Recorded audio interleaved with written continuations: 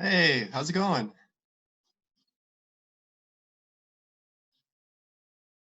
Hello? Hi. Yes, hello. Perfect. Okay. How are you? Good. How are you? Good. I was trying to have some interesting background, so Oh, it's here's a nice. window, There because you the other go. option is just a plain white wall. Well, have you played around with the background thing? No, not yet, because I'm not in that many Zoom meetings. Mhm. So yeah, so I was like, other people can handle white wall. Yeah. I was zooming with my parents and my sister, and Mm, I don't know, when you get into those really long, I don't know, not boring, but those mm, long conversations, you start mm, clicking around and stuff. mm. Yeah, then it got a little bit weird. Those are Uh, pretty cool ones. yeah. So I've been doing little voiceover intros because I always forget to introduce who I'm talking to because I think Right. I'm just talking to you. Right. So maybe I'll try to do that correctly this time. Okay. Okay, so welcome to I guess we're calling this Camp COVID. This is number Yes. number four. And I have a special guest today, Karen Kwon. So welcome, Hello. Karen. Hello. So just as a sort of a brief intro, do you want to tell us about the stuff that you research, what you're doing now? I mean, we're gonna hopefully talk about your new fellowship a lot. Right. Yeah, so I just got my PhD in chemistry from Columbia University. I defended last December. So yeah, the PhD part is done. I researched the one of the molecules that goes into organic light emitting diodes. So that's what I did using a single molecule microscopy. Uh, and yeah, so I am um, trying to work as a freelance science writer. It's going very slow, especially because now with the current COVID-19 situation, a lot of media outlets are freezing their freelance budgets. So, but I got into AAAS Mass Media Fellowship, like Adam just mentioned, and I'll be working for Scientific American this summer. And after that, I'll be going to NYU Journalism School for Science, Health, Environment Reporting Program. Yes. Yeah. Okay, cool. That's awesome. So Yeah. I didn't know about NYU. Mm. Is this like a master's program or like a Yeah. certificate or? It's a master's degree program. It's a Okay. year and a half long. I talked to a lot of people about should I or shouldn't I go to journalism school, especially because, I've been doing so much schooling, but Mhm. I don't know. I kind of thought that I want to learn like journalism, like not just like science communication, but like journalism from like the basics. So that's why I decided to go. And they also offered like pretty good financial package. So I was able to afford it. So yeah. Okay, cool. Yeah. I would imagine putting yourself in New York and meeting these profs and stuff is probably going to be good for networking as well, right? Right. Yeah. So because Columbia is in New York City, I've been going to NYU, that programs events a lot, and just by being there, I talked to so many like editors from like Quartz or like IEEE Spectrum and other outlets. So it's Mhm. been great. So I'm sure going to school there and actually like tapping into the alumni network will be helpful in the future. Yeah. Yeah. Do you have a sense of what the other people coming into the program have in terms of education? Like, are they coming out of undergrad, or are they like you coming out of a full PhD? I think now, like at least in the US, like there are like three prominent programs in terms of like science communications and science journalism. One is NYU, one is MIT, and the other one is UC Santa Cruz. And I think UC Santa Cruz, like um, they want someone with like research experience that they tend to get people who have PhDs and master's degrees. But I think NYU's like they don't require you to have research experience. So I think more people come directly from undergrad or like they did other stuff after their science undergrad and then now trying to do more science journalism, or they come from like just journalism background and trying to specialize in science journalism. Ah, okay. Yeah. And you said this was like a sort of a focus on medicine and Uh, public health in a sense, yeah, or so the program title is Science, Health, and Environment Reporting. But okay. they also do like technology. So anything that falls into like science realm, like medicine, technology, health, environment. Mhm. Yeah. Cool. I imagine coming out of so you're sort of a physical chemistry type Yeah. person. Yeah. But imagine coming out of that sort of background. I know for me, like I don't really know too much about medicine, and I feel like Yeah. getting a little boost on how to write about medicine properly is probably a good idea. Right, right. That's what I was thinking. So they have like those specific classes on like, medical writing and environmental writing. And I set in for environmental journalism class, and the professor was going over like how to read like environmental papers, and I was like, oh crap, I actually have no idea how this works. So it was a good class to sit in. Yeah. Ah, Yeah. okay, interesting. So Yeah. that's gonna be really cool. I can't wait to hear what you go through. I'm definitely Yes. gonna keep asking you on Twitter and stuff. Yes, yes. And I'll probably tweet a lot. So Okay, perfect. yeah. Um, but before that, you're starting this AAAS fellowship. So Yes. I looked into that a little bit, and that Mhm. was definitely different from what you're going into in that they're looking specifically for science students. Right. Graduate students. And I think you need to be like a current graduate students or like a recent graduate. Mm, Yeah, so I think, well, this is I should probably like look into it, but I think AAAS like first started the program with, because they also have like a science policy fellowship. So I'm guessing that like as scientists, we should go into like other fields, other than just research science to, work as like a science journalist and science policymakers, and speak for science ourselves. I mm. guess that's the idea. I'm just guessing here. But yeah, I guess that's why they require you to be a science graduate student. Okay, that makes sense. Yeah. I also I feel like I'm seeing a growing sentiment of like scientists should be sort of writing their own stories to some extent, just to Mm. like not so much to like cut journalism people out of the loop, but I guess some scientists feel like they're not being represented properly in the media, maybe. Yeah, I see that too. I don't know where I stand, to be Yeah. honest. Yeah. I think, there is advantage of me going into science journalism because I know how to read scientific papers, although I just said that I don't know how to read environmental papers, but like I know how to read like chemistry papers and physics papers. Um, so I guess in that sense, I have an advantage, but then I also see my disadvantage because I sometimes so catch myself thinking and asking questions more like a scientist rather than like a journalist. So yeah, I don't know. I don't know what other people think. That's what I think. Yeah. I sat in on a talk, I guess it was probably last year. So that ComSciCon thing that we went to, we had Right. our first ever Canadian version Mm-mm-mm. in Hamilton where I'm at. Oh, cool. I didn't make the cut, but I did crash some of the Ah, the lectures. But one of the good, big very things good. that, yeah, Yeah. one of the big things that came out of it was like a debate between science communicators and science journalists. Mm-hmm. And I don't know. I feel like one of the common things that people were coming up with is if you're coming from a science background, maybe you appear biased to like wanting to Yeah. talk about science and you know call Preferably. Yeah, yeah. Like a yeah. more like a cheerleader than like actually looking in with like a critical eye. Hmm. Yeah, So it's yeah, probably good that you're going into the journalism stream.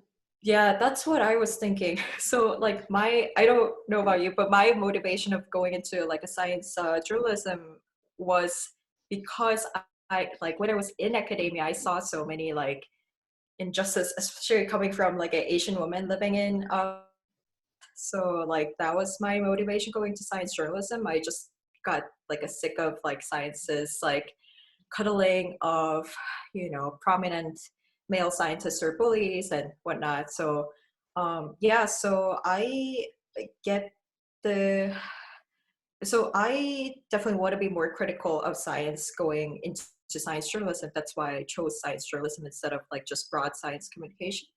Hmm. Yeah, so I see the point that like scientists could be like a little too cheerleadery when they're doing their science communication. And Hmm.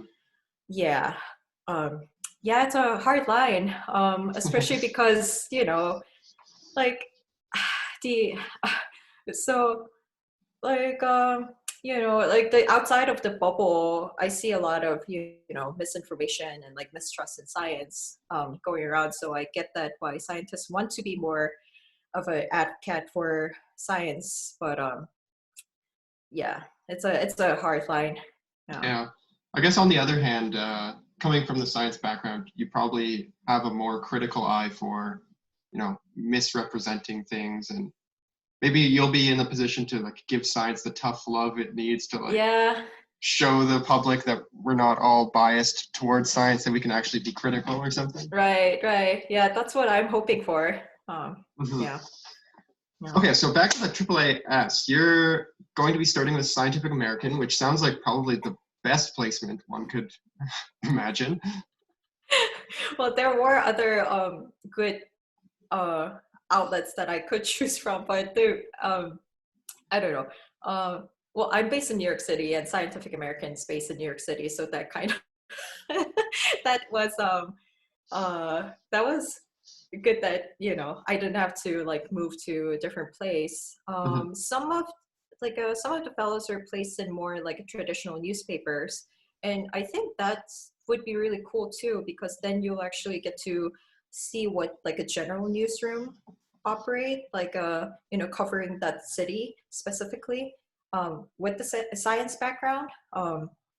So yeah, but I guess me working for Scientific American would be very different for someone who would work for like a Miami Herald. Yeah. Yeah, that's a good point. I guess Yeah. you'll be surrounded by people who are steeped in science. And Right. yeah, if you go to a newspaper, you'll probably be the only person who's really steeped in science. Right. Right. Yeah. Huh. Because yeah, Scientific American serves like national and international audience compared to like Miami Herald or like LA Hmm. Times, which would I'm guessing that they would still try to cover science that would be more local and like has a local impact. Yeah, so I'm sure it'll be very different. Yeah. Yeah, yeah. So this is a 10-week placement then. Um, Yes. and did you have a start date? Did it get shifted because of all of this stuff, or? So the orientation that's scheduled in early June is going to be virtual. Okay. And I think the rest depends on just me and Scientific American. And we the editor there and me, and actually there's another person who also got placed in Scientific American. So us three have been emailing, and the editor was talking about like going virtual. So we don't know what the situation will be. Um, yeah. I guess I guess writing like that, there's probably a lot of stuff you can do virtually. Yes, It's that's not true. like being in a lab or something. Right, right. But it is, a little sad because I was hoping for that like newsroom environment where I could get constant feedback and see what other veterans are doing in the newsroom instead of just me sitting in front of laptop and writing like I do already. Yeah. Yeah, yeah, Well, yeah, hopefully it clears up and you can actually get in there for a good yeah, portion of it. yeah. I hope so too. Yeah. So when you're there, I guess you're like another person working at Scientific American. You'll be authoring stuff, or do you have a sense Yes. of how you'll be working? So the AAAS Mass Media Fellowship specified that you will get byline working there. And I think last year's fellow got like 8 stories out working for Scientific American. I'm not entirely sure. I forgot the number. I saw it Okay. earlier. But yeah, it's all up on the fellowship website. So I think you get like enough like clips to get your portfolio going. Okay.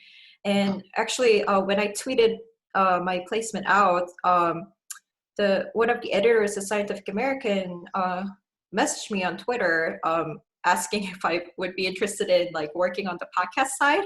So I Oh, guess that's cool. an option. Yeah.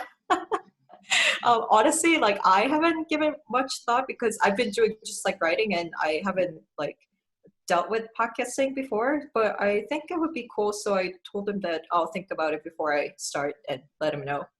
Yeah. Yeah, that sounds So great. yeah. I'm sure you're very interested in podcasting. Yeah. Uh, yeah, that's really cool. I think Yeah. I actually haven't spent a lot of time on the Scientific American podcast side. Is Do you have a sense of are they one of those like things where they have a whole bunch of different little shows, or is it like one overarching? So I know they I'm have like not. a blog where they have a bunch of like sub Right. published stuff. I'm wondering if their podcast situation is sort of like that. I think the podcast is like that too, but I'm not 100% sure Uh-huh. because, like I've been a graduate student working in science that I tend to like not listen to science podcasts, to be honest. Yeah, I mean, I used to listen to Nature's podcast and Science Friday, but like that was it. And I was like, can't listen to any more science. I must listen to something else. So yeah, I should really check out Scientific American's podcast and see what they're like and see if I can contribute in any way. Yeah. And there's just so many podcasts out there. It's so hard to like, I don't know. I don't think Yeah, anybody can blame me for that. I yeah, totally agree though. I gotta, cleanse the palate a little bit with podcasts. I yeah, can't just do science all the yeah. time. Right. And I think that's a like, listening and reading something other than science is a good way to like get new ideas about your science story. So True. yeah. Certainly learning better storytelling techniques, I think, is Right, probably. right, right. I was talking to, yeah, you heard the podcast with Sumit. We were talking Yeah, about yeah. how difficult it is for us to, try to put yourself into the story and write it like a narrative coming from a science background. Yeah, I totally understand. I still have a hard time interviewing people, to be honest. Uh-huh. That does not come natural to me. I don't know how you do this like every week. Well, that's exactly it. If you go back to the first couple, it's a little rough going, but Yeah. I don't know. You Yeah. just keep forcing it, and eventually. Yeah. I mean, I also like I feel like I have better time like speaking one on one and that like when like me as a interviewee, I know that when I speak to you this will go up online, but if you're interviewing someone for like a written story, like I would maybe get like one quote and I'm like, oh, like I'm bothering this person for this just one quote. I feel like it's not fair. And I don't know, it's hard, especially because I know how busy scientists are, like how busy graduates and postdocs are. So I feel like, I'm just taking their precious time. Well, Yeah. have you ever been interviewed? Have you been on the opposite side, somebody coming to you to ask stuff? Yeah, I did. And I was glad talking to them. So I don't know why I feel this way. Yeah, we should talk to a psychology student or something and see what the deal is with that, because Yeah. I haven't been interviewed, but I get the Uh, feeling that when people talk about their stuff, they're uh, excited to do so. So, yeah, that's true. I think partially it's because that my PI, like she hated being interviewed. That oh, yeah, so I think that's where I got that idea from. So I mean, so when I was interviewed once for a story in CNN, like the editor there was asking me about the international student experience, which I feel very passionate about. So I mhm. was happy to talk to her. But I think for my PI, like just like general media inquiries, like always flooding her inbox, like asking her to comment on something that's not directly related to her research, that I think she feels annoyed. So yeah, I need to get that out of my system. Yeah. Yeah, that's a good point, though.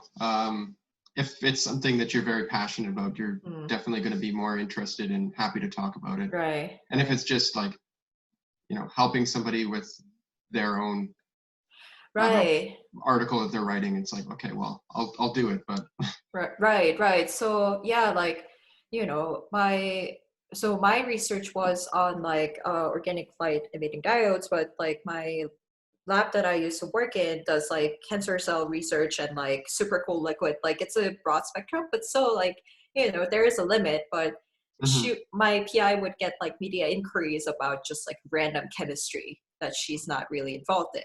Yeah. Like, so she's like, oh, like these people just emailing me, like don't even know their don't even know my background, and just like, throwing something out there. So yeah, Yeah. so I get why she's not very media friendly, but yeah. It's hard for me to empathize with the email inbox of PIs.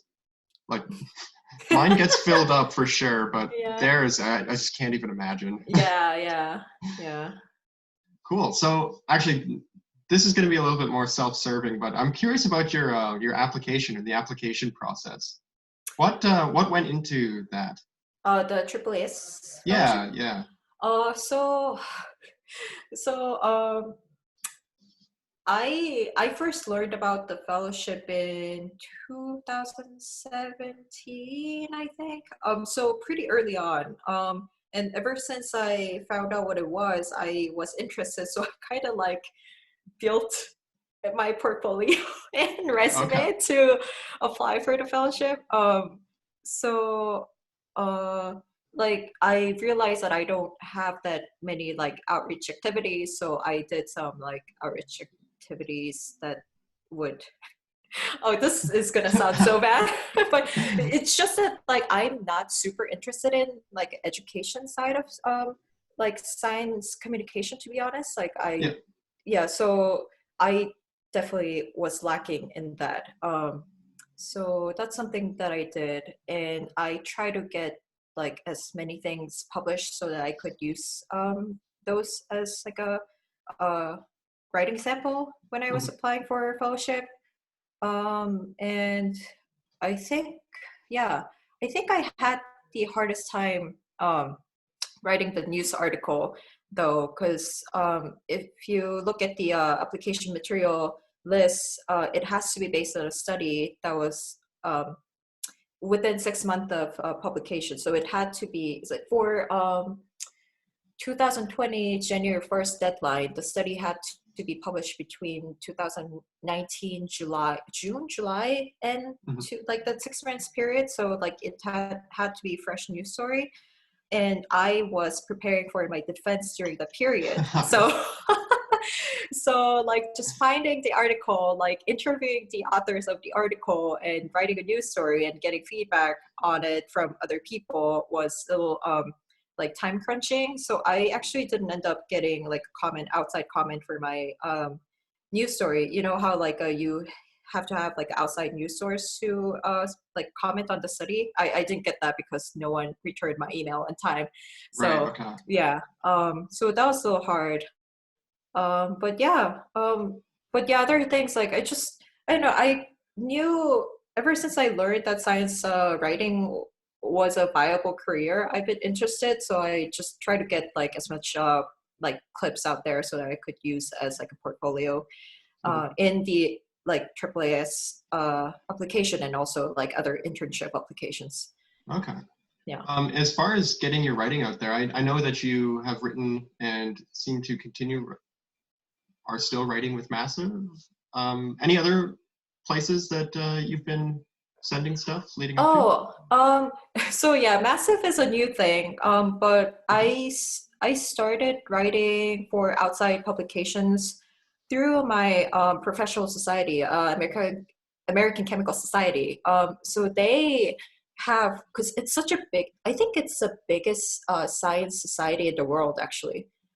So they have a lot of tiny like student publications that a lot of members are uh, not aware of. So I got my first footing into publication through ACS. So that was really helpful.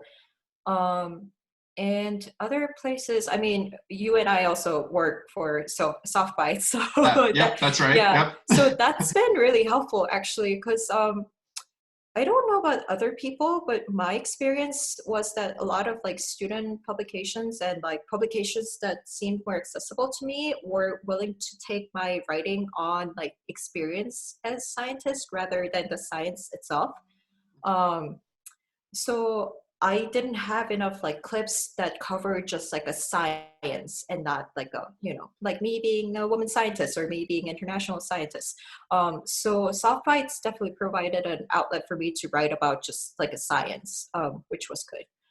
Um, yeah, uh, yeah, and other outlets that I tapped into were one of them is called the Cooper Square Review.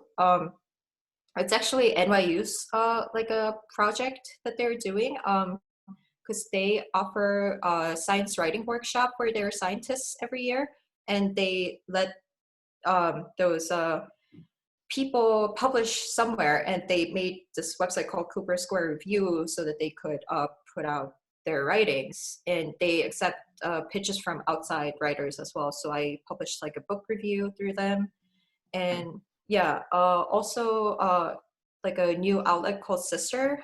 It's sisterstam.org. They accept pitches from women and non-binary writers, and they publish a lot of like experience as like a woman scientist and any sort of like a essay op-ed type writing. So that's been good too. Yeah. Awesome. Yeah. I'll definitely be linking some of your stuff Yeah. in here. Yeah. That's good. Yeah, soft bites has been great. I can speak to that a little bit. Yeah. As far as getting like personal, I guess like less hard science writing and more like op-ed type stuff. I never really made the distinction between those two, but you raise a good point. I have like no experience whatsoever writing like the word I or something. So maybe I should be looking into doing that a little bit more. Yeah, I wrote more like things that start with I compared to science things. I don't know why. I don't know about you, but I think that also speaks to like how many outlets are willing to take topics that revolve around soft matters. It's kind of a hard topic to sell, I think. Yeah, which is weird to me because, well, I mean, I'm steeped in it, of course, and so I'm biased, but it seems like there's so many cool, fun things you can do with it, but maybe it's not like super hard hitting like medicine is. Like you have to really convince somebody to be interested in it.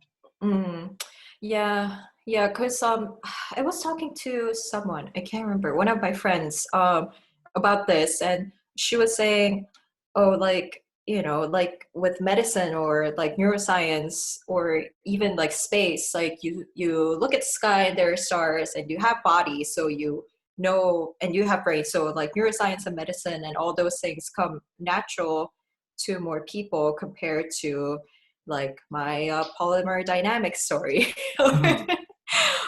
Yeah, so I get it, but yeah, so maybe that's why I've been having more hard time like writing about science than like a more personal essay or op-ed. Yeah. Yeah. Yeah. But hopefully Scientific American will take my soft matter stories. Yeah, you can change the world for me. So when I graduate, it's easy to sell soft matter stories. Yes. Yeah. Okay, so let's see. What was I planning on asking you? What else was I going to ask you? I don't know. I guess I could just ask you how it's been. All right, so are you in New York now, or? No, I left New York like 3 weeks ago. Cause yeah, I'm at my in-laws right now. Okay. Yeah, so like I was working from home anyway, trying to like, land my freelance pitches. And then my husband also got laid off because so like he works in music industry, and New York City just like banned all the like concerts and late night shows, which are the customers of the company that my husband works for. So like the company suddenly got like zero clients. So there was like zero work. So just company had to close its doors for a while. So you're like, you know what? let's just go. so so Yeah. now I'm in Vermont. Yeah. Okay, cool. Yeah. I can kind of see Vermont back there. It looks very Yeah. pretty. Yes. Um, Nice. so yeah, I like it so far. I hope that our apartment in New York City is so well. And Yeah. yeah, it was weird packing for Vermont because we didn't know how long we'll be here. So I packed everything from like fleece hoodie to sleeveless shirt. Um, so yeah, Yeah, this is wild. yeah, yeah, I don't know if it's sinking in yet, all of this stuff. Like, it's yeah. going to take such a long time to go back to normal. I know. I've been doing fine up until this week. Like up until last week, I was like being so productive. Like I have a piece coming out in Slate soon on Mhm. like because my green card interview got canceled, and so I'm writing like a again first person essay on that for Yeah. Slate. Um, but yeah, I've been so productive, and then I think this week it really sank in that like I've been in bed all day yesterday with migraine, and yeah, Yeah. so yeah, Wow, it's that's hard. rough. That's cool though. Yeah, Slate. Congrats. That's thank you. I like that. I like their stuff. I read that all the time. Yeah, I know, me too. Yeah, yeah. Well, hopefully I don't know, hopefully things turn around a little bit. You feel a little bit Yeah, better. yeah, thank It's nice you. that you have family around, so that's good. Yeah, I am so glad because, like, I only have family here through my husband. Like, all my family's back in South Korea. Hmm. So, yeah, it's nice to have family members here that I can rely on in this Yeah. time and, yeah, not be stranded in like a foreign country. Yeah. Hmm. And it looks like you have some nice nature to walk around in too. So Yeah, yeah. Although, so it's been so like it's been good so far. And then I think the reason why I started getting like migraine this week is so I was walking around a few days ago in the forest alone, and this car that was driving by stopped and like it stopped me and was asking me very weird questions. I think he was startled to see an Asian girl walking alone in rural Vermont that that he stopped me and asked like, are you walking alone? And I was like, yeah. And he was like, oh, I'm just looking out because someone tried to steal my dog. what the hell? It's like, did you just say that someone's tried to steal your dog? And he was like, oh, I'm just looking out for the neighborhood. And I was like, dude, I live right here. Are you accusing me of something? Like, what the hell? Yeah, like and I think it was such a like a racist dog whistle, like accusing Asian like of stealing dog. And I was like, There's a lot of cool, layers there that I don't like. yeah, yeah. So I was like, Jesus. oh, like I've been having such a good time in Vermont with all the nature, and now that's all crashing down. And Wow. yeah, so cool. Yeah. Hmm. Friendly neighborhood. Yeah, I know. Wow. That really that bothered me actually a lot. So I think that's kind of what gave me the whole migraine and me staying in bed yesterday. I mean, I wish I wasn't affected by all these things, but like I'm human. Like Yeah. And like, I don't know, maybe one of the crappier things is he probably didn't know that he was being a dick. Or he yeah, probably wasn't internalizing that he was being a dick. right, Didn't think right. about it. Right. He probably really thought that, oh, like she doesn't look like she belongs here. I should talk to her to find out what she's up to. Like, Hmm. Like subconsciously, I'm sure all yeah, of the dickish things were happening, and like he is, he is what he yeah, is, but he probably wasn't on purpose being malicious. Maybe he right. was. I don't know. Yeah, It yeah, just sucks that he's not thinking. right, right. Oh well. Yeah, it sucked. Now he should probably go steal his dog. You should just show him who's boss. Oh, and, I don't know. I mean, I don't remember. He was white guy. That's all I Mm. remember. He was an old white guy. So like, I couldn't, probably point to him on a lineup. So Yeah. Yeah. Oh, I well. don't know. Yeah. Well, thanks so much for talking to me. I should Oh, probably thank let you you. go. Yep.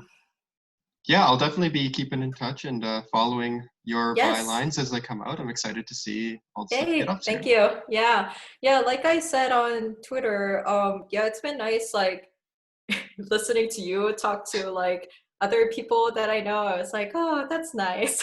Like, you know, Oh, we all have like a same interest, science communications, and like just talking about science communication and like listening to other people talk about science communications. It really made me happy. So thank you. oh, good. Well, Yeah. I'm glad you're Yeah. enjoying it. It's Yeah. it's getting a lot easier to talk to people online. People are Mm. more free, I believe, or looking for Right. more opportunities to do this kind of Right. thing. So, Right. Yeah. and it's been nice to talk to the other ComSciCon AIP Yeah, people. yeah, yeah. Yeah, I think I don't know, like that ComSciCon was really good. Like I met so many people with like so many overlapping interests that yeah, Hmm. I would definitely like to keep in touch with all of them. But yeah, Yeah, and Twitter seeing is like, certainly making it easy. Yeah. yeah, Yeah. seeing how people approach it is interesting. Like, I think you're one of the first people I've talked to that is trying to take a hard journalism angle on this. Right. A lot of people are very interested in like outreach or teaching or something like Right, that. right, right. Or even like policy. Like Yeah, that's so a big one that yeah. I never even thought about. Right, yeah, me either. Yeah. I never would have pictured myself getting involved in policy. It just, Yeah. I bristle at the thought. But now I'm thinking maybe there's something Yeah. there. Yeah, I know, right? Like, I was like, huh, like, I mean, so opportunities for me as like a international student living in US, I don't get same number of opportunities, but still I was like, Right. ooh, like it would be cool, like if I get to like make science policies and like get involved in the process. But yeah, like policy seems cool too. Yeah, Yeah. yeah. You know what? That reminds me of that last panel at Mm-mm, ComSciCon where we mm. had the actual policy expert come in. Yeah, yeah, yeah, yeah, yeah. I need to go back through my notes and think about that a bit more. Right, Maybe right. I know there was a lot of stuff there that seemed surprising and interesting that I just never really had time to unpack, but now is the time, I think. Right, right. Yeah, like I've been reading like I also thought like this is a time to like, you know, recalibrate. So I brought like books on like science journalism with me and like been listening to audiobooks that are in like a covering related topics and yeah, so I think this is a good time to recalibrate if you can. Yeah. Yeah, yeah, yeah. Any book recommendations? What's one that Uh we should all read? so well can I say two? Can I Mm-hmm. talk about two? Mm-hmm. So one audiobook, because of course I have hard copy at home, but I left it at home. So I borrowed the audiobook from Brooklyn Library and listening to audiobook instead. It's called Why Trust Science um, by Professor Naomi Oreskes of Harvard. So she's a science historian, so like she's like making an argument on how like science is like a, you know, building consensus and like it's a group effort, so like people should trust science. Right. Yeah, so I don't know, it's been good like just thinking about science as a process and like and because there were times before that like science or like rogue scientists got things wrong and you know made bad judgments like eugenics or stuff like that. So Mm-hmm. it was good listening to it, just like thinking about those processes in a historical term. And the other one, I'm using this as a laptop stand. The other one is On Writing Well. I think this is like a classic book that everyone reads, but this is my first time reading it, and I get why everyone's reading it. Okay. Um, yeah, it just gives you like a how to write nonfiction in any subject. So I think it's good. Yeah, Okay. yeah, On yes. writing good. Yeah. If I could talk a little more. Yeah, yeah. So like when I first realized that I'm interested in like a science writing, the first thought that came into my mind was English is my second language. Like, how am I gonna write in English?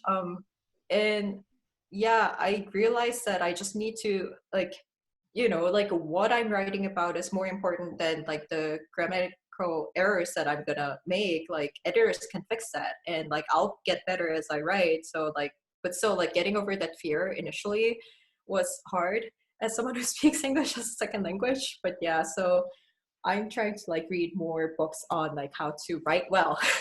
Right, right, Yeah. right. I bet you, Yeah.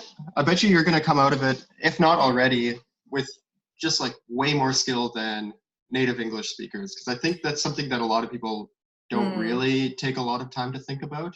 Yeah. Certainly, if you look at like Facebook, if you have a lot of Right. I Right. don't know, That's older true. family members or something, their grammar can be just Right. atrocious. Yeah, that's true. And like I never think about my Korean grammar, and I forgot so much of Korean, but like I don't give that much thought about it. But since I live in the US now and like try to make a living out of writing in English, that like it's been on my mind. And so yeah, so I'm thinking about it a lot, which probably helps me a lot. Huh, Yeah. Yeah. cool. Yeah. Cool. Anyway, that is end of my rant. Okay, cool. Yes. Awesome. Well, yeah, thanks again so much. No, no, This thank was really you. fun. Yeah. I'm gonna Uh, I'll let you know when this goes up and I'll share it around okay, again. cool. Okay, cool. Well, good luck with your quarantine, and say hello to your dog for me. Oh, I certainly will. You can Yeah. say hello now too, Jill. Oh, She's oh, it's so cute. been listening in this whole time. Oh. I don't know if you could hear it on your side, but she's been doing those little tiny dog snores the whole Oh, time, really? Oh, I which didn't is hear. soothing ASMR for me. It's Oh, nice. that's nice. Yeah. Anyway, see you and All talk to you right. again. See Bye. ya. Thanks. Bye.